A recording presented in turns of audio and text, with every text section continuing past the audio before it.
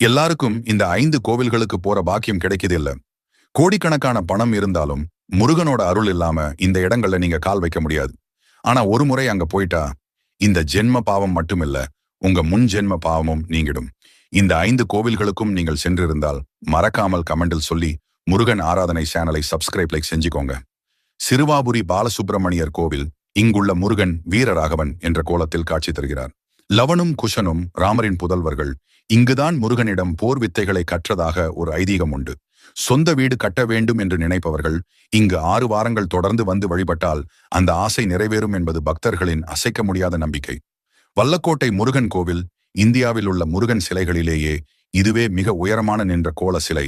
சுமார் 7 அடி உயரம். இந்த தலம் பகீரத தலம் என்று அழைக்கப்படுகிறது.